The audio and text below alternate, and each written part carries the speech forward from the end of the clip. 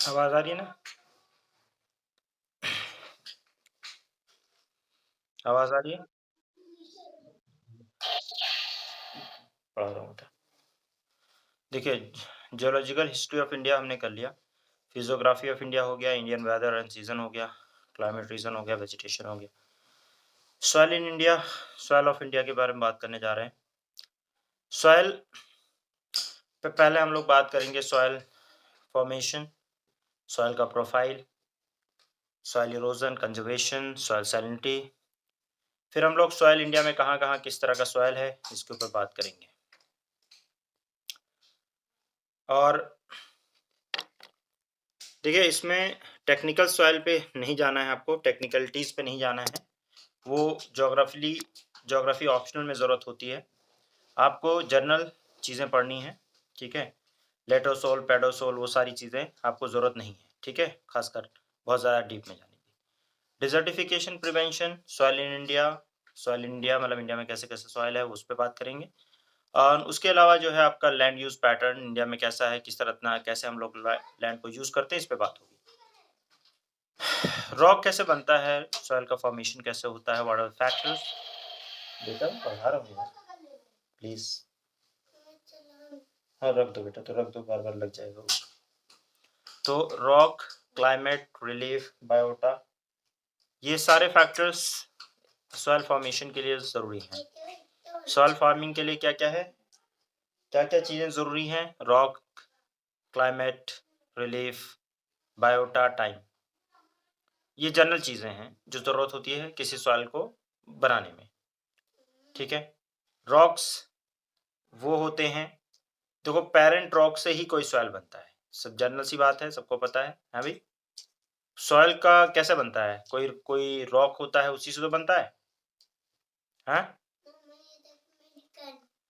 Soil जो होता है रॉक्स की वेदरिंग से बनता है, ऐसा आपने बचपन में पढ़ा होगा, पढ़ा है ना सबने? कोई पेरेंट रॉक होता है, उसका इरोजन होता है, उसकी वजह से फिर सॉइल का फॉर्मेशन होता है, तो जैसा पेरेंट रॉक होगा उसी तरह का सॉइल भी होगा, ठीक है? ये जो रॉक होता है ये क्या करता है, सॉइल को मिनरल्स क्या-क्या उसके अंदर हैं, टेक्सचर उसका कैसा है, स्ट्रक्चर कैसा है, पीएच वैल्यू कैसी है, पोरोसिटी कैसी है उसकी, परमेबिलिटी कैसी है, ये सारा उस पेरेंट रॉक के ऊपर डिपेंड करता है कि वो किस रॉक से बना है सॉइल। सॉफ्ट रॉक जो होते हैं वो बेटर सॉइल फॉर्मेशन करते हैं देन द हार्डर रॉक्स, ठीक है भाई? इतनी बात तो समझ में आ ही गई होगी आप लोगों की, ठीक है। अब इसके बाद में फिर क्या होता है कि सॉइल जो होता है इनके फॉर्मेशन को मैंने क्या बोला कि जो क्लाइमेट होता है यानी क्लाइमेट इफेक्ट आता है, एक तो पेरेंट रॉक समझ में आ गया फैक्टर है कि सॉइल के फॉर्मेशन के लिए। दूसरा जो होता है फैक्टर वो होता है आपका क्लाइमेट। क्लाइमेट में क्या है, temperature plus rainfall main role play करता है। देखना पड़ता है कि जो कितना टेम्परेचर है वहाँ पे, रेनफॉल कितनी है, एजेंट इरोजन इरोजन करने वाले एजेंट कौन से हैं, विंड है, ड्राई रीजन में ज़्यादातर विंड करता है, इरोजन करता है, वेट रीजन में वाटर करता है, कोल्ड रीजन में ग्लेशियर इरोजन करता है। तो क्लाइमेट अफेक्ट करता है type of erosion, intensity of erosion देख के वहाँ पे देखा जाता है कि किस तरह का सॉइल होगा, कि इरोजन कितना है, कितना मतलब सॉइल को इरोड किया गया है। तो ये क्लाइमेट से भी बहुत इफ़ेक्ट पड़ता है, इनफैक्ट क्लाइमेट से बहुत ज़्यादा बड़ा इफ़ेक्ट होता है। उसके अलावा हाइट, ऊँचाई, रिलीफ, कंडीशंस वो भी बहुत मैटर करता है। देखो जो सॉइल होता है वो ज़्यादा हाइट पे ऐसे ग्रेविटी भी आपको पता है फैक्टर होती है, तो ज़्यादा हाइट पे ऐसे सर्वाइव नहीं कर सकता। वो नीचे फुटहिल पे जाएगा, है ना? तो इस तरह से तो रिलीफ जो होता है वो कंट्रोल, रिलीफ जो है वो भी एक तरह से इसके फॉर्मेशन को कंट्रोल करता है और किस तरह का सॉइल होगा ये डिसाइड करता है। स्टीप ग्रेडिएंट होगा उस पे थिन सॉइल होगी, अंडर डेवलप्ड सॉइल होगी, जो प्लेन एरियाज़ होंगे उस पे अच्छे से सॉइल डेवलप हो पाएगी, वेल डेवलप्ड सॉइल होगी। ये रिलीफ भी एक इम्पोर्टेंट फैक्टर है। उसके अलावा वहाँ पे किस तरह का बायोटा है, बायोटा मतलब किस तरह से वहाँ पे जो प्लांट्स वगैरह हैं, माइक्रो ऑर्गेनिज्म हैं, प्लांट्स हैं, वेजिटेशन है, किस तरह का वो भी हेल्प करता है। बायोटा मतलब जो ऑर्गेनिक चीज़ें हैं, जो भी चीज़ लाइफ जिनमें है। तो माइक्रो ऑर्गेनिज्म हेल्प करते हैं एनरिचमेंट करने में सॉइल का। रूट्स ऑफ वेजिटेशन जो है वो भी वेदरिंग का एजेंट की तरह काम करते हैं, रॉक को तोड़ने में काम करते हैं। वेजिटेशन जो पेड़ वगैरह होते हैं वो उनकी जड़ें भी जो है रॉक को तोड़ती हैं। तो ह्यूमस कंटेंट वगैरह भी प्रोवाइड करती हैं ये सॉइल को नरिश करने में काम करती हैं, बायोटा जो होता है, तो ये भी एक इम्पोर्टेंट फैक्टर है, किसमें डेवलप करने में सॉइल को, ठीक है ना? उसके अलावा टाइम, हर चीज़ में, आज दुनिया में कोई भी ऐसी चीज़ नहीं है, जिसके ऊपर टाइम का इफ़ेक्ट ना पड़ता हो। टाइम ही है जो एक बच्चे को बूढ़ा कर देता है। कर देता है कि नहीं कर देता? एक बहुत ही खूबसूरत अ, मतलब बहुत ही खूबसूरत लड़की को, मिस वर्ल्ड को एक जो है बहुत अच्छा ना दिखने वाली बुढ़िया में कन्वर्ट कर देता है, टाइम ही तो है कि नहीं? तो कोई ऐसी चीज़ नहीं है जिसके ऊपर टाइम इफ़ेक्ट ना करता हो, है कि नहीं? यूथ बहुत ही स्ट्रॉन्ग, यूथ को लगता है कि उसकी ताकत कभी कमी नहीं होगी। उसको एक बेसहारा बूढ़े में कन्वर्ट करने वाला वक़्त ही है। तो सॉइल फॉर्मेशन जो है, वो एक लॉन्ग टर्म प्रोसेस है। एक हार्ड रॉक को एक भुरभुरे सॉइल में कन्वर्ट कर देता है, ठीक है? All the factors need time to form soil, सारे फैक्टर्स को टाइम चाहिए होता है। आफ्टर वेदरिंग टाइम डिसाइड ठीक है, मैच्योरिंग ऑफ सॉइल, जैसे वेदरिंग के बाद क्या होता है, एक टाइम होता है जो कि सॉइल को मैच्योर करने में मदद करता है, यानी टाइम लेता है, उसके बाद ही सॉइल बन पाता है। तो ये तो आपने एक सॉइल का देखा कि किस क्या कौन से फैक्टर इन्वॉल्व होते हैं सॉइल फॉर्मेशन में। तो ये कुछ 4-5 फैक्टर आप लिख सकते हैं, बहुत ईज़ी फैक्टर्स हैं, आसान है, जनरली हम यही लिखते हैं। क्या आपको ये बात कैपिलरी और लीचिंग, ये ट्रांसपोर्टेशन होता है सॉइल का, उसको 2 तरीके से सॉइल ट्रांसपोर्टेशन की बात करते हैं हम लोग। सॉइल में ट्रांसपोर्टेशन आप कह सकते हैं, जो मिनरल्स का होता है उसका। तो एक तो कैपिलरी बोलते हैं और दूसरा होता है लीचिंग, 2 नाम जानते होंगे, कैपिलरी और लीचिंग। सर क्या नाम है आपको नदीम पता है कैपिलरी और लीचिंग क्या होता है? हाँ, हर जगह मतलब जिन्होंने भी साइंस पढ़ी है, उन्होंने कैपिलरी एक्शन पढ़ा ही पढ़ा है। लीचिंग भी पढ़ा है सबने और कैपिलरी एक्शन तो सबने ही पढ़ा है। खासकर जब आप लोग क्या नाम है 11th में पहुँचते हो तो कैपिलरी एक्शन के ऊपर पूरा फ़ॉर्मूला ही करते हो, प्रैक्टिकल भी करते हो कैपिलरी एक्शन के ऊपर।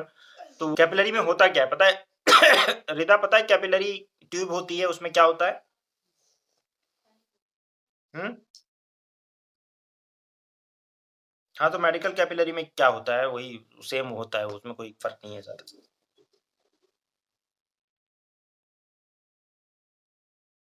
हाँ, तो हाँ, तो वो जो कैपिलरी आपने पढ़ी है नैरो ज़ोन, तो वो एक बहुत ही नैरो ज़ोन में ही जब कोई चीज़ ऊपर जैसे पानी में जब कैपिलरी डाल दो, तो पानी ऊपर की तरफ हाइट बहुत ऊँची ऊतर जितनी कैपिलरी होती है, अगर आइडियल कैपिलरी है, तो जितनी भी लंबी कैपिलरी होगी, उसमें ऊपर पानी चढ़ जाएगा। समझ रही हो? ठीक है? हाँ, इसका रीज़न क्या होता है? प्रेशर वेरिएंट, सरफेस टेंशन, इसमें से क्या होता है? या कैपिलरी एक्शन जो होता है वो किसका वो है पता है? कैपिलरी एक्शन जो जो लोग भी हैं, वो कैपिलरी एक्शन का मतलब है अपवर्ड मूवमेंट, ठीक है? Upward movement of the mineral, बस इतना याद रखो कि मिनरल अगर ऊपर की तरफ जैसे पानी ऊपर चढ़ता है, उसी तरह अगर मिनरल ऊपर चढ़ रहे हैं तो उसको कैपिलरी बोलेंगे, ट्रांसपोर्टेशन ऑफ द सॉइल में एंड और कैप वो अभी आप खुद ही सोच लेंगे कि क्यों होगा ये। और लीचिंग का मतलब होता है डाउनवर्ड, लीचिंग मतलब किसी चीज़ से जाके भिन्न जाना, घुस जाना। तो लीचिंग जो है वो होता है downward movement of the mineral. तो आसान सी बात है, अपवर्ड मूवमेंट अगर ज्योग्राफी में हम देख रहे हैं कैपिलरी, तो हम ये कहेंगे कि upward movement of the mineral and downward movement of the mineral. बात समझ सिंपल सी समझ में आ गई होगी, ठीक है ना? अब आप लोग नीचे जो रीजन लिखा है उसको भी आपको समझ में आ गया होगा कि हॉट एंड ड्राई क्लाइमेट के अंदर कैपिलरी एक्शन होता है और वहां पे मिनरल जो होते हैं वो ऊपर आ जाते हैं और यानी कि सॉल्ट भी ऊपर आ जाता है, मिनरल भी है, वो भी एक मिनरल है। लीचिंग में क्या होता है, ह्यूमिड कंडीशन में होता है और डाउनवर्ड मूवमेंट हो जाता है। और ये क्यों होगा आप सोचिए। आपको पता है कि हॉट में क्या होगा, कैपिलरी हॉट के अंदर क्या होगा, ऑपरेशन होगा नहीं होगा? हम्म, ऑपरेशन होगा तो क्या होगा कि ऊपर की तरफ जो है वाटर आएगा, है ना? वाटर मॉलिक्यूल ऊपर आएँगे और जब वाटर मॉलिक्यूल तो अपने साथ-साथ जो मिनरल आएँगे उनको छोड़ेंगे और ऑपरेशन में फ्रेश वाटर जो होता है आपको पता है ऑपरेशन होता है तो वाटर मॉलिक्यूल ऊपर जाते हैं।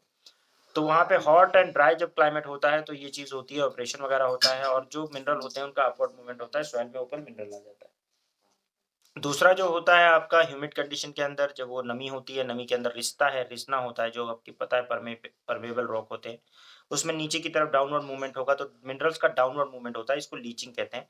ये ज्योग्राफी की भाषा में आसानी से समझ लें आप, ठीक है? पहली चीज़। दूसरा जो है आपका जो लीचिंग होती है ह्यूमिड कंडीशन में, अगर लीचिंग हुई है, ह्यूमिड कंडीशन है, यानी हॉट ह्यूमिड है, ध्यान रखिएगा इसमें थोड़ा-सा टेक्निकल है हल्का-सा, ज़्यादा नहीं है इसलिए टेंशन नहीं लीजिएगा। हॉट एंड ह्यूमिड है, गरम है और नमी है, तो लेटोसोल बनेगा, लीचिंग होगी, ठीक है? यानी कि मिनरल नीचे की तरफ जाएँगे और लेटोसोल बनेगा, क्या बनेगा? लेटोसोल।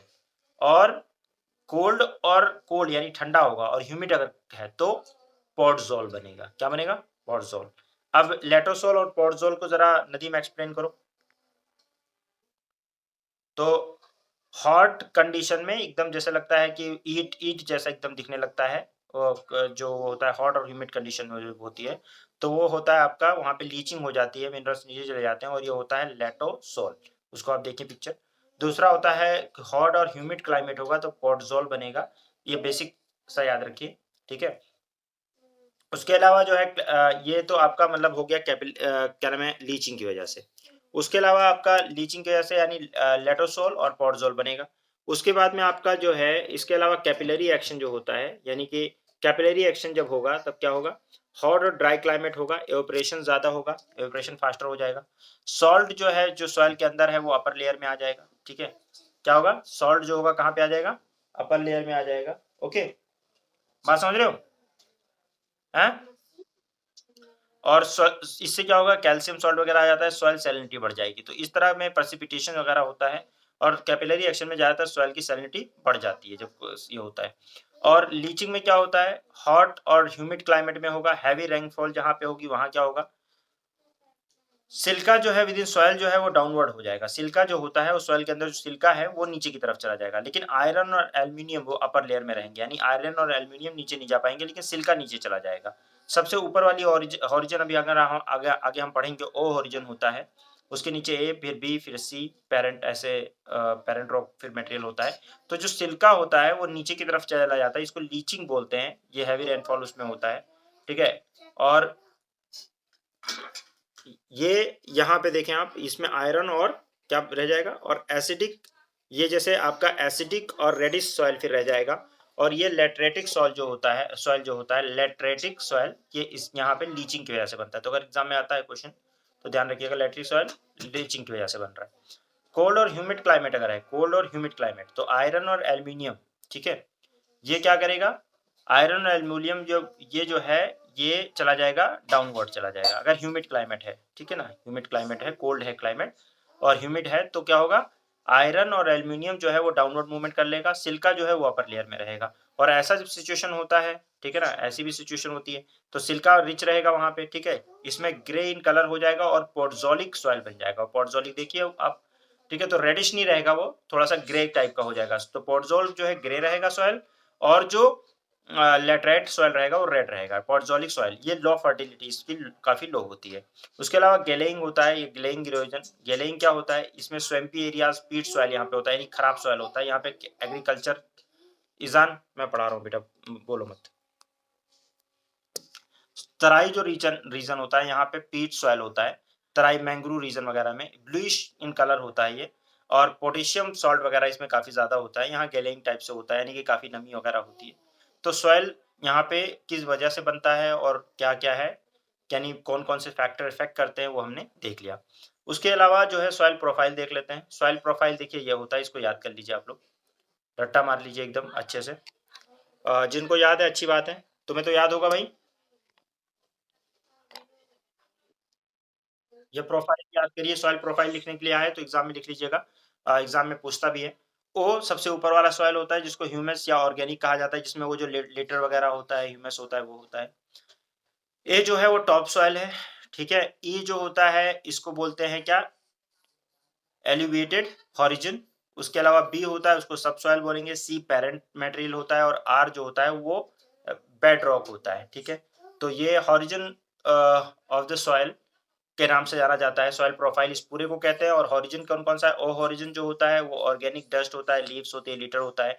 ए टॉप सॉइल को कहा जाता है, ठीक है, टॉप सॉइल जो होता है वो उसको ए कहा जाता है, विद इसमें न्यूट्रिएंट रिच होता है, ये मेन सॉइल है आपका। उसके अलावा ई जो है ये ट्रांजिशन ज़ोन है, और बी जो है वहाँ पे सब सॉइल शुरू हो जाता है, यानी सॉइल नहीं होता वो। और जो सी है वो एक्चुअल में जो रॉक है, वेदर रॉक, जिसकी जो मटेरियल जिसकी वजह से बना है। और बेड रॉक जो होता है आर, वो एक्चुअल में सॉइल का पार्ट नहीं होता किसी भी तरीके से, ठीक है? बस वो एक मतलब उसको समझ लो रीढ़ की हड्डी प्रोवाइड कर रहा है, उसको वो दे रहा है, सपोर्ट दे रहा है बस, ठीक है? तो यहाँ पे सी जो है, यहाँ पे देखेंगे आप कि जो सी है ये पैरेंट रॉक है, ओ और आर, ठीक है? ओ जो होता है और आर, ये पार्ट नहीं होता फंक्शनल रॉक का, इस सॉइल का। फंक्शनल सॉइल का पार्ट ना ओ को माना जाता है, क्योंकि वो ह्यूमस लिटर वगैरह होता है। वो फंक्शनल सॉइल नहीं है, बस वो ह्यूमस वगैरह प्रोवाइड करता है, ठीक है? और उसके अलावा आर जो होता है वो बेड रॉक होता है, वो उसको सपोर्ट प्रोवाइड करता है बस, ठीक है? तो that is not part of the functional soil. जो सॉइल जो बेसिकली शुरू होता है वो होता है ए से, और ठीक है, जो ए है, ई है, बी है, यहाँ तक आप सी मतलब पैरेंट रॉक हो गया। अब इसमें ए और ई लॉस जो होगा टॉप सॉइल का, जब लॉस हो जाता है, यानी ए और ई का जब लॉस हो जाता है, तो समझ लो सॉइल इरोजन हो गया, फिर वहाँ पे फर्टिलिटी खत्म हो जाती है। बी जो है वो प्लांट सपोर्ट लाइफ को सपोर्ट नहीं कर सकता। प्लांट लाइफ को जो सपोर्ट करने वाला है ए और ई ही है, इसीलिए वहाँ पे जब बी होता है, यानी सॉइल तो रहेगा लेकिन वो लाइफ को सपोर्ट नहीं कर सकता, वो फर्टाइल सॉइल नहीं होता। उसके अलावा एक्सट्रीम इरोजन होता है तो बी को भी लॉस हो जाता है, ठीक है? जबकि वो खुद वैसे भी वो है, लेकिन फिर भी उसका भी लॉस हो जाता है।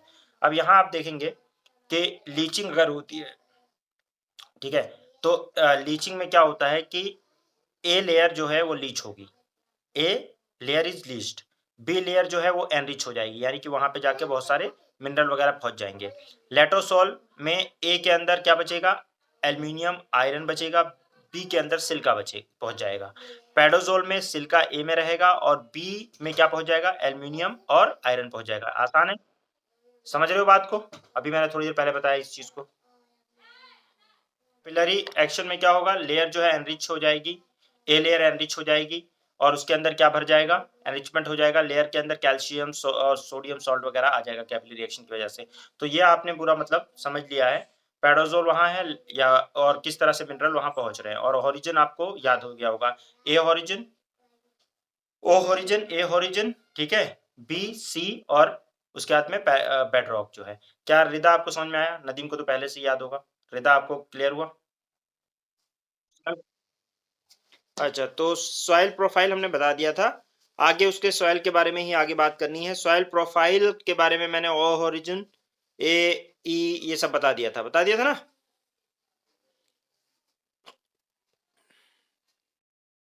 तो आपको समझ में आ गया।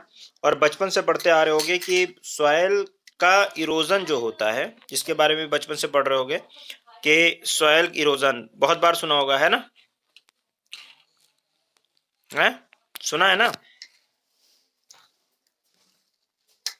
सॉइल का इरोजन यानी जो आपने पढ़ा कि आपने कौन कौन सी प्रोफाइल पढ़ी है सॉइल की? अभी आप लोगों ने कल जो है सॉइल प्रोफाइल पढ़ा, तो उस प्रोफाइल के अंदर आपने हॉरिजन्स पढ़े थे, तो जिसमें मैंने आपको ये बताया था कि सॉइल जो है उसमें सॉइल हॉरिजन जब हमने पढ़ा था तो उसके अंदर हम लोगों ने ओ, ए, ई ये सब सॉइल पढ़ा था, सब सॉइल पढ़ा था। तो जो टॉप मोस्ट सॉइल है, ठीक है ना, जब वो लॉस हो जाती है, उसका लॉस होना वो बेसिकली इरोजन कहलाता है, ठीक है? तो उसमें हमने इरोजन स्टार्ट ही कर दिया था थोड़ा सा उसमें इरोजन, इसीलिए इसको इरोजन टॉपिक को पहले ले आए हैं, क्योंकि उसमें इरोजन की बात हो रही थी कि जब सॉइल इरोजन होता है तो कौन कौन सी लेयर जाती है। पढ़ा था ना आपने? हम्म, पढ़ा था नहीं भाई? आपने आपने जो सॉइल प्रोफाइल पढ़ी थी उसके अंदर आपने कौन सी क्या क्या पढ़ा था? आपने पढ़ा था कैपिलरी एक्शन के साथ साथ आप लोगों ने ए कौन कौन सा ओरिजिन पढ़ा था? ओ, ओ पढ़ा था, उसके साथ ए पढ़ा था, टॉप सॉइल जो पढ़ा था ई पढ़ा था, ठीक है ना? ई के साथ साथ आपने बी पढ़ा था, फिर सी पढ़ा था और आर। और आपने कहा था कि जो सॉइल इरोजन की जब बात आती है या सॉइल की बात आती है, तो इरोजन जब हम बात करते हैं तो बेसिकली ए और ई का जब लॉस होता है तब हम लोग इरोजन की बात करते हैं। आपने ये स्लाइड देखी थी ना? जब a soil erosion basically top soil का लॉस होता है, टॉप सॉइल में मतलब ए और ई लेयर का लॉस हो जाता है, वहां पे हमने बात की थी। और उसके अलावा मैंने ये भी बताया था कि बी जो है वो सपोर्ट नहीं कर सकता प्लांट लाइफ को, यानी कि आप पहले ओरिजिन देख लीजिए कि सबसे पहले क्या होता है, ओ होता है। ओ क्या होता है, ह्यूमस होता है, वो सॉइल का एक्चुअल एक्टिव सॉइल का पार्ट नहीं है, बट मतलब दैट इज ह्यूमस वगैरह वो होता है, ठीक है। और आर भी जो है बेड रॉक होता है, इसके बीच में जो है सॉइल है। लेकिन जो ए होता है, ए और ई, ये मेन सॉइल है। उसके बाद में जो बी होता है वो प्लांट लाइफ को सपोर्ट नहीं करता, वो सब सॉइल कहलाता है। और सी जो है पेरेंट मटेरियल कहलाता है, यानी जो जिस रॉक से वो बना होता है। तो इस तरीके से जो है ओ, यानी अगर आप उसको प्रोफाइल को देखें, अगर आपसे कोई प्रोफाइल लिखने के लिए कहे तो आप जो बनाएंगे, सबसे पहले ओ बनाएंगे, ह्यूमस और ऑर्गेनिक चीजें, ए, फिर ई, फिर बी, फिर सी। यानी ए बी के बीच में ई है, ई के बाद में बी, फिर सी, फिर उसके बाद में आर है, बेडरॉक जिसको बोलते हैं। तो ये जो सॉइल प्रोफाइल है ये आपने देख लिया था। इसमें जो ए और ई का, यानी ए और ई का सॉइल इरोजन हो जाता है, तो यानी सॉइल, ये टॉप सॉइल चला गया। तो ये और सब सॉइल जो दूसरा है, सब सॉइल यानी B, that can not support life, वो क्या नाम है, प्लांट लाइफ को सपोर्ट नहीं कर सकता। तो सपोर्ट करने वाली जो लेयर है जो प्लांट लाइफ को सपोर्ट करेगी वो ए और ई है, ठीक है। तो अगर उसका लॉस हो जाए तो हम इसको बोलते हैं सॉइल इरोजन। अब ये कई रीजन से हो सकता है, ये नेचुरली भी हो सकता है, ये ह्यूमन इंड्यूस्ड रीजन से भी हो सकता है। बहुत सारे ह्यूमन इंड्यूस्ड रीजन है, क्योंकि नेचुरली जो चीजें हो रही हो तो हो ही रही हैं, ठीक है। लेकिन बहुत सारे ह्यूमन इंड्यूस्ड रीजन से भी सॉइल इरोजन होता है, और सॉइल बहुत जरूरी है प्लांट सर्वाइवल के लिए, ह्यूमन सर्वाइवल के लिए। तो यहाँ पे देखिए कि सब एक वजह है डिफॉरेस्टेशन, बहुत सबसे बड़ी वजह बताई जाती है। जब पेड़ काट दिए जाते हैं, पेड़ों की जो जड़ें होती हैं, आपको पता है बचपन से पढ़ते आ रहे हो कि पेड़ों की जो जड़ें होती हैं वो सॉइल को जकड़े हुए रखती हैं, है ना। पढ़ते आ रहे हो ना ये बात, है भाई फिदा। तो जो जड़ है, जब वो मतलब वहां से काट दोगे तो फिर जो वो चीज है जो उनको मतलब जिंदा रखती है सॉइल को और जकड़ के रखती है, वो सारी चीज खत्म हो जाएगी, सॉइल की नमी खत्म हो जाएगी। और फिर जब नमी खत्म हो जाएगी, धीरे धीरे वो जो है क्या होगा, उसका इरोजन हो जाएगा।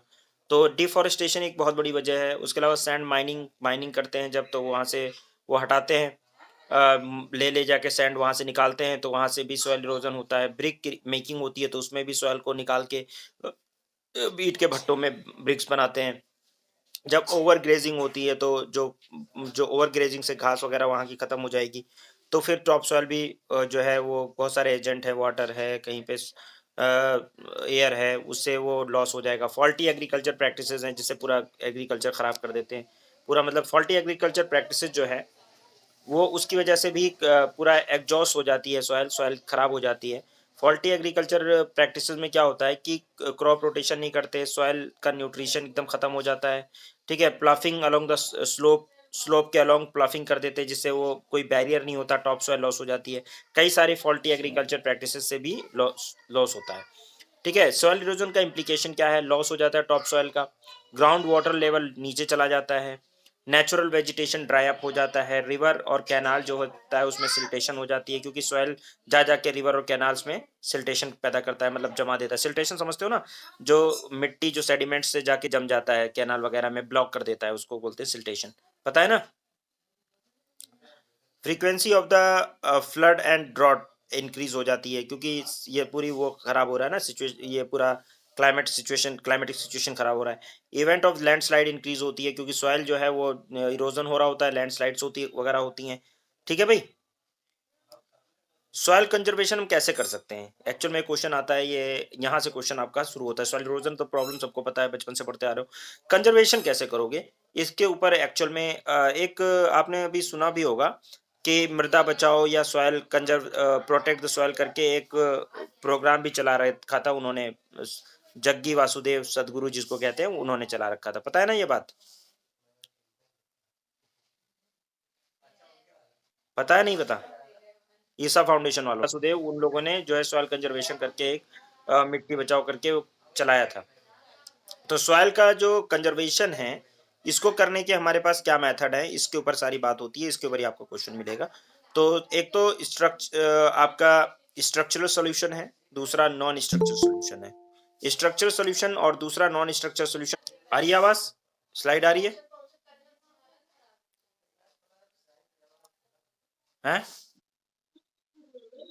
तो स्ट्रक्चर सॉल्यूशन सॉइल कंजर्वेशन का है, और नॉन स्ट्रक्चर उसको देखते हैं। स्ट्रक्चर सॉल्यूशन क्या है सॉइल कंजर्वेशन का, तो क्या कर सकते हैं कंजर्वेशन के लिए, एक रिटेनिंग, देखो ये होता है, कई सारे इसमें से मेथड है जो आप लिख सकते हो अपने एग्जाम में कि ये चीज हम कर सकते हैं। स्लोप वगैरह पे अगर है तो वहाँ पे हम रिटेनिंग वॉल बना देते हैं, एक वॉल दीवार टाइप से रिटेनिंग दीवार बना देते हैं, जो सॉइल को वहाँ से बाहर नहीं जाने देती, ठीक है ना? वहाँ से निकलने नहीं देती। स्लोप को स्ट्रेंथन कर देती है। रिवर बेड के मतलब स्टोन रिवर बेड वगैरह है, जो रिवर जो इरोज़न करती रहती है, तो वहाँ पे स्टोन पैचिंग कर देते हैं या वायर नेटिंग करते हैं। तो वो मैं दिखाता हूँ आपको वायर नेटिंग, स्टोन पैचिंग कैसे होता है। ये देखो स्टोन लगा दिया पूरा, तो यहाँ का जो सॉइल है अब वहाँ से जा नहीं पाएगा। स्टोन ऐसे मतलब ऐसे पैक कर दिया है। वायर नेटिंग, यहाँ पे देखो ये सॉइल ज दिख ही रहा है, ऐसा तुमने देखा भी होगा कहीं-कहीं जगहों पे कि इस तरह से सॉइल को ऐसे नेट लगा देते हैं और उससे क्या होता है, वो जो सॉइल होता है पर्टिकुलरली, वो वहाँ से हट नहीं पाता है। ठीक है? उसको एक तरह से रोक रखा है, नेट लगा के उसको रोक रखा है, वायर नेटिंग कहते हैं इसको। ये स्ट्रक्चरल सॉल्यूशन है, मतलब इस तरह से हम लोग जो है सॉइल को वहाँ से हटने से रोकते हैं, खासकर स्लोपी एरियाज़ में ये होता है। जहाँ पे स्लोप है, जहाँ पे जो है सॉइल नीचे की तरफ बह जाएगा। गेटिंग?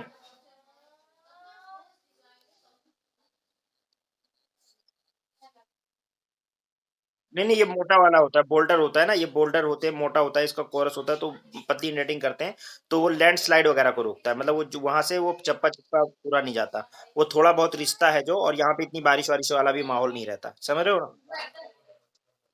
तो इसलिए वायर नेटिंग उसमें हेल्प कर देता है। देखो हर जगह हम नहीं लगा सकते, लेकिन वहाँ के क्लाइमेट वगैरह को देख के कहीं स्टोन पैचिंग काम करेगा, कहीं पे वायर नेटिंग काम करेगी, ठीक है ना? कहीं पे और कुछ काम करेगा, जैसे यहाँ पे देखो, यहाँ पे ट्राइपॉड लगाते हैं। ट्राइपॉड पता है? ट्राइपॉड आजकल आप लोगों के लिए फेमस, लेकिन हमारे टाइम पे ट्राइपॉड इतना नहीं, वर्ड नहीं यूज़ होता था। ट्राइपॉड आजकल बहुत बोलते हैं ट्राइपॉड, लेकिन पहले ट्राइपॉड का वो नहीं था। ट्राइपॉड इस तरह हम इसको यूज़ करते थे। ट्राइपॉड का मतलब हमें कोस्टल एरियाज़ में जो वो 3 पैर वाले वो पड़े बने रहते हैं, मतलब ये स्टोन होता है, उसको वहाँ डाल देते हैं और वहाँ पे ट्राइपॉड या टेट्रापॉड बना के डाल देते हैं, ठीक है? ग्रॉइन्स ये होता है, ग्रॉइन्स जो होता है, इसमें क्या होता है, इसके ये जब लगा देते हैं तो वहाँ से वो मिट्टी उससे उससे वो जो वेव्स होती हैं टकराती हैं और फिर फर्दर जो मिट्टी को खींच के नहीं ले जा पाती। तो ये होता है रिवर बैंक वगैरह पे हम इसको लगाते हैं, किनारों पे, समुद्र के किनारों पे भी, मुंबई वगैरह में जहाँ पे भी हम लोग ये जो होता है वहाँ पे भी लगाते हैं ये लोग। तो ये इससे भी वहाँ का सॉइल, कोस्टल एरिया का सॉइल भी कंजर्व होता है। कोस्टल एरियाज़ में अक्सर ट्राइपॉड और टेट्रापॉड देखने को मिल जाता है, कोस्टल एरियाज़ में। रोड वगैरह बनाना होता है तो उससे पहले ये इसको देखते हैं, उससे उसकी एनर्जी को ब्रेक करते हैं और वो फर्दर सॉइल इरोजन नहीं कर पाता, काट नहीं पाता उस जगह पे। तो ये चीज़ करते हैं। ठीक है, ऑन रिवर मल्टीपर्पज़ डैम में भी ये चीज़ यूज़ होती है। टेट्रापॉड या ट्राइपॉड जो होता है वो इस तरीके से होता है, जो 3-3 पैर वाला ऐसे मतलब उसका स्टोन होता है, उसको वहाँ डाल देते हैं बैंक पे और इस तरह से पूरा घेर देते हैं। उससे क्या होता है कि उससे टकराती हैं लहरें और फर्दर काट नहीं पाती हैं। दूसरा यहाँ पे जो आपका ग्रॉइन्स होता है या ग्रायोन्स होता है, ग्रायोन जो है वो क्या होता है, ये अंदर की तरफ, मतलब ये जैसे ये आपको दिख रहा है ना लंबा-लंबा सा, ये अंदर की तरफ जो है काफ़ी दूर तक ये बना के रखते हैं, ठीक है? ये जो है ऐसे मतलब ऐसे अलोंग दिस, तो ये क्या होता है, वेव को ब्रेक कर देता है। वेव की जो एनर्जी होती है उसको ब्रेक कर देता है और अंदर तक, तो ये पहले से ही ब्रेक करना शुरू करता है, तो ज़्यादा एनर्जी से बैंक पे टकरा नहीं पाता है वो लहरें, और इसी की वजह से जब ज़्यादा एनर्जी से टकराती नहीं है तो वो खींच के ले भी नहीं जा पाती, तो इससे सॉइल इरोजन कम होता है।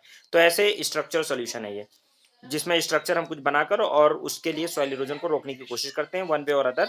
ये स्ट्रक्चर सॉल्यूशन होता है जिसमें हम स्ट्रक्चर बना रहे हैं। दूसरा होता है नॉन स्ट्रक्चर सॉल्यूशन, जिसमें हम स्ट्रक्चर नहीं बना रहे, हम लोग कुछ कंस्ट्रक्शन कर रहे हैं। वी आर डूइंग समथिंग, जैसे अफॉरेस्टेशन कर दिया, ये नॉन स्ट्रक्चर सॉल्यूशन है। डिस्करेज क्या कि मार्जिनल लैंड पे कल्टीवेशन ना किया जाए, ठीक है? एग्रो फॉरेस्ट्री वगैरह को प्रमोट किया, या ये जैसे ये देख लो आप, यहाँ पे खेती हम जो कर रहे हैं, ये अलोंग स्लोप खेती कर रहे हैं। अलोंग स्लोप ऐसे खेती कर रहे हैं कि वो खुद ही रिटेनिंग वॉल का काम कर रहा है। कॉन्टूर टेरिस फार्मिंग करते हैं। टेरिस फार्मिंग टेरिस टाइप से बना के कि सॉइल इरोजन ना हो पाए, टेरिस टाइप से फार्मिंग करते हैं। वो उस मिट्टी को जकड़ती हैं वो फार्मिंग। उसके अलावा कॉन्टूर बाउंडिंग करते हैं, जो वो मेड़ वगैरह बनाते हैं जो, ठीक है? कॉन्टूर बाउंडिंग करते हैं, बेसिन लिफ्टिंग, ये कई सारे ऐसे मेथड हैं जिसमें हम लोग बेसिन के साइड में क्या नाम है आपका, लिस्टिंग होती है, यानी मेड़ वगैरह बनाते हैं, कुछ बैरियर टाइप का बनाते हैं, या अलोंग द स्लोप जो है फार्मिंग करते हैं, कि मतलब इससे क्या होता है कि वो एक तरह से ये नॉन स्ट्रक्चर सॉल्यूशन है, जिसमें हम लोग उसी में जो वहाँ पे चीज़ें अवेलेबल हैं उन्हीं का कुछ करके खेती वगैरह उसी टाइप से करके काउंटर बाइंडिंग वगैरह करके उसी से हम सॉइल कंजर्वेशन करने की कोशिश करते हैं। उसके अलावा एग्रीकल्चर प्रैक्टिसेस में आपका सॉइल मल्चिंग है, सॉइल मल्चिंग करना, सॉइल क्रॉप रोटेशन, रेले फार्मिंग, ये कई स्ट्रिप फार्मिंग, ये सब है जो जो कि मतलब नॉन स्ट्रक्चर सॉल्यूशन में आता है। देखिए इसमें क्या होता है, सॉइल मल्चिंग, वो जो घास वगैरह होती है उसके ऊपर वो घास वगैरह डाल देते हैं, वो सॉइल को दबा देते हैं, नीचे दबी रहती है। क्रॉप रोटेशन करते हैं अलग-अलग तरह की ताकि न्यूट्रिशन बना रहे। रेले फार्मिंग होती है, स्ट्रिप फार्मिंग होती है, स्ट्रिप्स में खेती करते हैं ताकि मतलब जो है वो सॉइल इरोजन ना हो पाए, स्ट्रिप्स टाइप से हो अलोंग द जो विंड होता है, जिससे विंड चल रही है उस साइड में एक कुछ क्रॉप टाइप से लगा दिया है, वो उसको इरोड नहीं कर पा रही है। इस तरह से मतलब बहुत सारी कई चीज़ें हैं, स्ट्रिप फार्मिंग है। ये मैं दिखाता हूँ अभी पिक्चर से आपको क्लियर हो जाएगा। बायो फर्टिलाइजर्स वगैरह यूज़ करना है, ऑर्गेनिक फार्मिंग करनी है, जिससे मतलब सॉइल का न्यूट्रिशन बना रहे क्योंकि सॉइल जब मर जाता है तब भी उसका इरोजन शुरू हो जाता है। सॉइल को मरने नहीं देना है, ये स्ट्रिप फार्मिंग है देखो, दिख रहा है? ये मल्चिंग है। देखो ये सब आपने देखा होगा गाँव में, अगर गाँव से कभी गए होगे तो आपने देखा होगा। स्ट्रिप फार्मिंग करते हैं, मल्चिंग करते हैं। मल्चिंग में क्या होता है, वो घास को उसमें मेड़ पे डाल दिया उसमें, उससे क्या होता है 2 फ़ायदे होते हैं। एक तो वाटर रिटेंशन होता है, वाटर जो होता है वो नमी ज़्यादा लॉस नहीं करता सॉइल, ठीक है? जहाँ पे मतलब पानी कम होता है वहाँ पे भी ये चीज़ें की जाती हैं।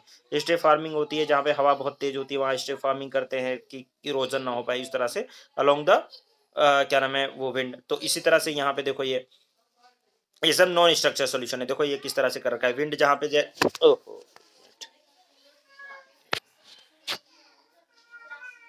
हाथ से ही छूट के गिर गया वो। दो टू कंट्रोल विंड इरोजन, अब विंड की वजह से अगर इरोजन हो रहा है तो ये ट्रांसवर्स फार्मिंग है, शेल्टर बेल्ट है, ये इस तरह से ये बेल्ट टाइप से बना देते हैं। मतलब विंड को रोकने के लिए ऐसे फार्मिंग होती है, यानी कि बड़े जो स्ट्रॉन्ग जड़ वाले पेड़ हैं वो अलोंग द विंड, जो विंड उससे टकरा के आगे ना बढ़ पाए, मतलब उससे टकरा के वहाँ पे अपना एनर्जी को ब्रेक कर दे। तो इस तरह से कुछ चीज़ें करी जाती हैं बहुत सी, ये जो है आपका नॉन स्ट्रक्चर सॉल्यूशन में भी आता है। तो सॉइल इरोजन और कंजर्वेशन की हमने बात कर ली। सॉइल फॉर्मेशन की बात की, सॉइल प्रोफाइल की बात की, सॉइल बनता कैसे उसकी बात की, सॉइल प्रोफाइल की बात की, सॉइल इरोजन एंड कंजर्वेशन की बात की, और अब हम बात करेंगे सॉइल सैलिनिटी और कंजर्वेशन की। ओके, सॉइल सैलिनिटी और कंजर्वेशन क्या है? देखो ये सलाइन वाटर आपको दिख रहा है, यहाँ पे ये आपको दिख रहा है सलाइन वाटर कह रहा हूँ, सलाइन जो है वो सॉइल दिख रहा है, या सॉल्टी सॉइल दिख रहा है। ये कैसे होता है? ये खासकर कटोरा लैंड जो होता है, जहाँ पे बेड ड्रेनेज होता है, या तो एरिड एरियाज में क्या होता है, एरिड एरियाज में एवोपरेशन बहुत ज़्यादा हो जाता है, और जब एवोपरेशन हो जाता है तो आपको पता है एवोपरेशन होने की वजह से, कैपिलरी एक्शन की वजह से जो सॉल्ट होता है वो अपर लेयर में ऊपर आ जाता है, ठीक है? या जो मतलब रॉक होता है उसका जो सॉल्ट होता है, फ्रेश वाटर तो ऊपर चला जाएगा, फ्रेश वाटर ऊपर जाएगा तो बचेगा क्या? जो बचेगा अपर लेयर में वो सॉल्ट बचेगा। बेड ड्रेनेज है, अब वहाँ पे हवा पानी तो निकल नहीं सकता। अब पानी नहीं निकल सकता तो फिर क्या होगा? तो तरीका बस यही हो सकता है कि क्या नाम है, एवापोरेशन से ही पानी ऊपर जाए। जब एवापोरेशन से जाएगा तो जो बचेगा, खासकर पंजाब हरियाणा वगैरह वाला जो लैंड है वो थोड़ा कटोरा लैंड टाइप का है। तो उसमें यानी पानी बाहर फ्लश नहीं हो सकता, वो सिर्फ क्या होगा वहीं से एवापोरेशन के थ्रू ही जाएगा। तो वो, और वहाँ पे ओवर इरिगेशन होता है, तो ओवर इरिगेशन की वजह से भी सैलिनिटी बढ़ जाती है। रॉक के जो सॉल्ट है वो तो रहेगा, जो पानी ज़्यादा है जब पानी एवापोरेट हो जाएगा उसमें घुल जाएगा सॉल्ट, लेकिन जब पानी ऊपर चला जाएगा तो बचेगा सॉल्ट बचेगा। तो वो पूरा जो पंजाब और हरियाणा वाला एरिया है वो ग्रीन रिवोल्यूशन के बाद में, सेकंड जो ग्रीन रिवोल्यूशन हुआ उसके बाद में, वहाँ पे ओवर इरिगेशन वगैरह करने की वजह से वहाँ पूरा जो है सलाइन सॉल्टी वाटर, सॉल्टी जो है वो सॉइल हो गया है। तो पूरा मतलब सलाइन सॉइल है, जिसकी वजह से वहाँ पे मतलब अब बिना फर्टिलाइजर्स के तो एग्रीकल्चर हो ही नहीं सकता, पॉसिबल ही नहीं है। ब्लैक कॉटन सॉइल वगैरह में भी आप देखेंगे बेड ड्रेनेज होता है, वहाँ पे भी ऐसे सॉल्ट बढ़ सकता है, ठीक है? तो ये सारे वहाँ पे जो है ये होता है एक तो। दूसरा आपका फॉल्टी एग्रीकल्चर एग्रो प्रैक्टिस की वजह से भी सैलिनिटी बढ़ती है। कल्टीवेशन वाटर इंटेंसिव क्रॉप बहुत ज़्यादा, अगर आप ड्राई लैंड पे, ड्राई ज़मीन है जहाँ पे, वहाँ पे वाटर इंटेंसिव क्रॉप करोगे तो बहुत इरिगेशन करना पड़ेगा।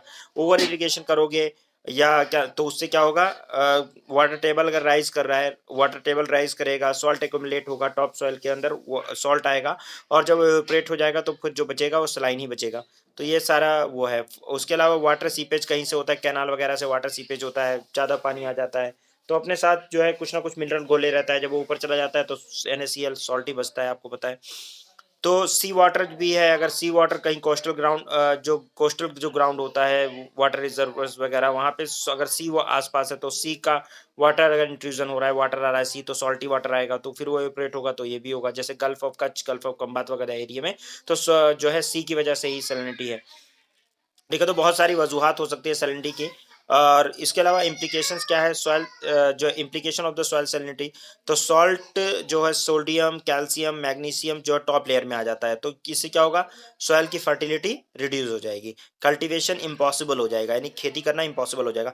देखिए ये थोड़ा सा बोरिंग लगेगा आपको may be, I don't know कि जिन लोगों को बोरिंग लगता है ये टॉपिक, लेकिन ये आपके लिए इंपॉर्टेंट बहुत है क्योंकि एग्जाम में क्वेश्चन आते हैं सॉलिनिटी के ऊपर, सॉलिनिटी क्योंकि ये सब डे टू डे प्रॉब्लम्स हैं।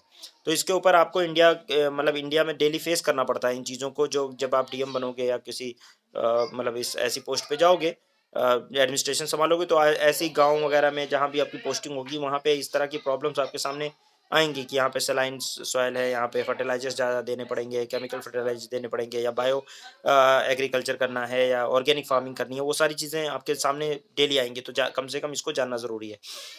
समझ रहे हो आप? तो सॉल्ट ऑफ सोडियम, कैल्शियम और मैग्नीशियम जो मैग्नीज़ जो है ये टॉप लेयर में आ जाएगा, और सॉइल जो है की फर्टिलिटी रिड्यूस हो जाएगी, कल्टीवेशन इम्पॉसिबल हो जाएगा। Choice of crop become limited, only salt resistance crop can be grown, कि जैसे कॉटन या बार्ले वगैरह ही ग्रो हो सकता है। जो कि क्या नाम है सॉल्ट रेजिस्टेंट क्रॉप है वहाँ पे हो जाता है। अदरवाइज़ जो है अगर मतलब बहुत सारे ऐसे जो क्रॉप हैं जो सॉल्ट में नहीं हो सकते वो नहीं हो पाएँगे। क्वालिटी ऑफ फॉडर जो है वो भी रिड्यूस हो जाएगी, और फॉडर अगर रिड्यूस हो गया तो ज़ाहिर-सी बात है जो एनिमल हस्बेंड्री है वो ठीक से नहीं हो पाएगी। और उसके अलावा reduce infiltration of the water in the ground, ground में ठीक से जो है पानी जो है रिस के अंदर सीपेज नहीं हो पाएगा, और उसकी वजह से वाटर लॉगिंग भी होगी। तो ये बहुत सारी दिक्कतें होती हैं सॉइल क्या नाम है सैलिनिटी की वजह से सॉइल सलाइन होने की वजह से। आपके सामने आएगा, देखो बहुत सारा जब ग्रीन रेवोल्यूशन हुआ तो एडमिनिस्ट्रेशन ने ये ध्यान नहीं दिया उस समय, और एडमिनिस्ट्रेशन के ध्यान न देने की वजह से भी सॉइल सैलिनिटी बढ़ी है, क्योंकि उन्होंने ओवर इरिगेशन किया, 24-24 घंटे बिजली दिया, केमिकल फर्टिलाइजर बेमतलब में जितना मर्जी उतना केमिकल फर्टिलाइजर यूज़ किया, जिसकी वजह से सॉइल की कंडीशन पंजाब और हरियाणा में इतनी बुरी है। जो कंडीशन खराब हुई है वो ग्रीन रेवोल्यूशन के बाद हुई है। ग्रीन रेवोल्यूशन के फायदे हैं तो नुकसानात भी हैं। इन्वायरमेंटल एंड सॉइल को बहुत नुकसान हुआ तो ग्रीन रेवोल्यूशन में जो है ना हमें इमीडिएटली खाने की ज़रूरत थी। इमीडिएटली मतलब अपने आप को सेल्फ फूड सफिशिएंट करने की ज़रूरत थी। तो हम लोगों ने क्या किया कि पंजाब, हरियाणा, नॉर्दर्न और क्या नाम है आपका वेस्टर्न यूपी को ही टारगेट किया, नॉर्दर्न इंडिया को टारगेट किया, क्योंकि फर्टाइल ज़मीन थी, और फर्टाइल ज़मीन थी और पानी इरिगेशन वगैरह दे देना था और फटाफट हो जाना था। किसान भी रिच थे इधर पंजाब, हरियाणा के, और इधर क्या नाम है आपके वेस्टर्न यूपी के, तो इन्हीं को टारगेट किया गया। बिहार वगैरह वाला भी फर्टाइल प्लेन है उधर भी, लेकिन उधर इतने मार्जिनलाइज्ड फार्मर हैं, ज़्यादा रिच फार्मर नहीं है, इसलिए वहाँ पे ज़्यादा फोकस नहीं किया क्योंकि इमीडिएट रिजल्ट की वजह से। समझ रहे हो? तो इस जगह पे नुकसान भी उतना ही ज़्यादा हुआ है इधर। अब इसका हम सॉल्यूशन सॉइल कंजर्वेशन और सैलिनिटी का सॉइल कंजर्वेशन की बात करते हैं। सैलिनिटी सॉइल कंजर्वेशन, हाँ, फ्रॉम सैलिनिटी कैसे कंजर्व करेंगे सैलिनिटी से, तो स्ट्रक्चर सॉल्यूशन है, नॉन स्ट्रक्चर सॉल्यूशन है, ऐसे आप लिख सकते हो। दो स्ट्रक्चर सॉल्यूशन क्या है, देखो अब यहाँ पे मतलब अब ये है लिखने की दृष्टि से तो ठीक है लिख दो, लेकिन बहुत इफेक्टिव नहीं है। Washing of the soil, soil को धो दिया जाए, यानी जैसे सॉल्ट है तो उसको धो दिया जाए, वॉशिंग कर दिया जाए। तो उसमें वॉशिंग में क्या होगा कि अगर बहुत ही खराब हो गया एकदम पूरा नमक ही नमक है, तो क्या करेंगे कि वहां पे पानी से भर देंगे, पानी को भर देने के बाद फिर फ्लश कर देंगे वाटर को। इतना आसान है, ये एक सॉल्यूशन है, लेकिन ये क्या आसान है, इफेक्टिव है नहीं है, बिल्कुल भी इफेक्टिव नहीं है, क्योंकि आपने जब उसको भरोगे उसको फ्लश करना आसान नहीं है, कटोरा पहले ही वो है, उसके लिए दुनिया भर का वो होगा। तो लेकिन ये एक वो है। दूसरी चीज ये कर सकते हैं कि कैनाल में जो है इसमें जो है ड्रेनेज वगैरह वो इम्प्रूव किया जाए, ड्रेनेज इम्प्रूव किया जाए, पाइपलाइन अंडरग्राउंड पाइपलाइन वगैरह लगाया जाए, पंप जो है उससे पाइप पानी वगैरह निकाल के डाला जाए, यानी पूरी तरह से पानी एकदम ऐसे ना बहाया जाए, जैसे एक होता है ना कि पूरे खेत में भर दिया पानी, नहीं, पाइप लगा के जहाँ जहाँ जरूरत है वहां वहां पानी दिया जाए। लेकिन अब उतना पाइप लगाना उतना वो करना दैट इज वेरी एक्सपेंसिव, तो ये भी एक मतलब एक्सपेंसिव चीज है। दूसरा जो है एक ये होता है कि lining of the canal to avoid the seepage, चारों वो जो है आपका जो कैनाल है उसके दोनों तरफ जो है लाइनिंग कर दी जाए एकदम। लाइनिंग करने का मतलब पूरा सीमेंट से वो कर दिया जाए, वो सीपेज वगैरह इधर उधर ना जा पाए पानी, ये भी कर सकते हैं। और यूज ऑफ अमेंडमेंट्स, अब यहाँ यह है थोड़ा कॉस्टली है लेकिन ये किया जाए, अमेंडमेंट्स किया जाए, chemical like gypsum, sodium pyrite, ये सब यूज किया जा सकता है, लेकिन ये बहुत महंगे सॉल्यूशंस हैं। कि क्या इसमें केमिकल यूज़ किए जाएँ, जिप्सम वगैरह यूज़ किया जाए, सोडियम पायराइट यूज़ किया जाए, जिससे सॉइल रिकवर कर सकती है, ऐसा किया जा सकता है। उसके अलावा चेक डैम वगैरह बनाते हैं, जैसे कि ग्राउंड वाटर को यूज़ कम से कम किया जाए, उसकी जगह पे वाटर शेड मैनेजमेंट किया जाए, रेन वाटर हार्वेस्टिंग की जाए। ये नॉन स्ट्रक्चरल सॉल्यूशन है सैलिनिटी को वो करने के। एग्रो क्लाइमेटिक फार्मिंग की जाए, क्लाइमेट के हिसाब से फार्मिंग की जाए, ये नहीं कि जहाँ पे ड्राई लैंड है वहाँ पे आप वाटर इंटेंसिव क्रॉप उगा रहे हो, ये ना करना चाहिए। ड्राई लैंड फार्मिंग है, ग्रास फार्मिंग है, मिल्ट्स फॉडर है, कहाँ पे किस तरह का मतलब ज़मीन है, उसी हिसाब से साइंटिफिक तरीके से सोच के वहाँ पे जो है अगर हम क्रॉप कल्टीवेशन करते हैं तो दैट वुड बी बेनिफिशियल। तो ये हो सकता है। उसके अलावा जो है सॉइल को अगर हमें कंज़र्व करना है, अगर कंज़र्व नहीं किया तो तबाही है। तो डिज़र्टिफ़िकेशन से बचाना है, और क्योंकि सॉइल का जब ये हो जाता है, सॉइल मर जाती है, तो फिर डिज़र्टिफ़िकेशन की तरफ हम बढ़ जाते हैं। डिज़र्टिफ़िकेशन का मतलब क्या होता है? Extreme form of land degradation, यानी बहुत बुरी तरीके से जब लैंड का डिग्रेडेशन होता है, तो उसको हम बोलते हैं डिज़र्टिफ़िकेशन। यानी डिग्रेडेशन इस लेवल का हुआ है कि सेमी एरिड और सब ह्यूमिड एरियाज़ में ये होता है, और इससे क्या होता है, डिज़र्ट का एक्सपेंशन ही होता है हमेशा। डेज़र्ट को रोका जा सकता है, प्रिवेंट किया जाता है, रिवर्स नहीं किया जा सकता। इट इज़ वेरी डिफिकल्ट और नियर टू इम्पॉसिबल टू जो है रिवर्स द डिज़र्ट। डिज़र्ट के एक्सपेंशन को रोकने की कोशिश की जा सकती है, बस यही हो सकता है, ठीक है? लेकिन एक बार डिज़र्ट हो गया तो फिर उसको दोबारा से रिक्लेम करना is not it is next to impossible.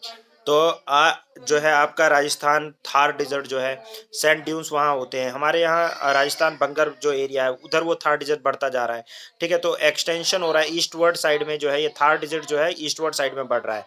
तो इसको रोकने के लिए हम कुछ कर सकते हैं। उसका सोल्यूशन क्या है? देखो, जैसे ये है डिजर्ट जो है उसको रिवर्स नहीं किया जा सकता, मैंने आपको बताया। हम क्या कर सकते हैं? प्रिवेंट कर सकते हैं कि अदर एरिया में डिजर्ट ना पहुंचे। तो उसके लिए हम लोग कुछ इस तरह की चीज़ें करते हैं। डिजर्ट कंस्ट्रक्शन रिटेनिंग वॉल बना दिया जाए, या जो मार्जिन है, मार्जिन पे डिजर्ट के मार्जिन मार्जिन पे जो है हम लोग कल्टीवेशन कर दें ट्रीज का, ये कर सकते हैं। और ट्रांसवर्स फार्मिंग कर सकते हैं, मतलब अलोंग कि डिजर्ट जो है वो आगे ना बढ़ पाए, ट्रांसफर फार्मिंग, उसके अलोंग फार्मिंग कर दें। ग्रास वगैरह सैंड जो है वो उगाए जाए, कुछ grass on the Sandy land, ठीक है? सैंड ड्यून्स वगैरह स्टेबलाइज, मतलब स्टेबलाइज जो ड्यून्स हैं वो स्टेबलाइज हो जाएं, वो ट्रांसफर ना हो सके, इस तरह से कुछ किया जाए। तो वो चीज़ें की जा सकती हैं जिससे डिसर्टिफिकेशन ना हो। नहीं तो extreme level of land degradation जो है वो आपका क्या होता है, वो आपका डिजर्टिफिकेशन में देखने को मिलता है। तो ये हम कुछ कर सकते हैं डिजर्टिफिकेशन को प्रिवेंट करने के लिए। जब सॉइल इरोजन एक हद से ज़्यादा बढ़ जाता है तो वहाँ पे डिजर्ट बन जाता है। तो ये हमने कुछ चीज़ें देखी कि भाई किस तरीके से हम लोग जो है ये सॉइल इरोजन वगैरह को प्रिवेंट कर सकते हैं। ह्यूमन इंडिविजुअल रीजन भी देखे और दूसरे भी रीजन देखे। तो ये हमारा एक टॉपिक था, सॉइल इरोजन, उसका कंजर्वेशन और सॉइल से रिलेटेड जो भी प्रॉब्लम्स है, सैलिनिटी है, डिजर्टिफिकेशन है, तो उसको अभी हम क्या सोल्यूशन निकाल सकते हैं, स्ट्रक्चर एंड नॉन स्ट्रक्चर, ये हमने देखा।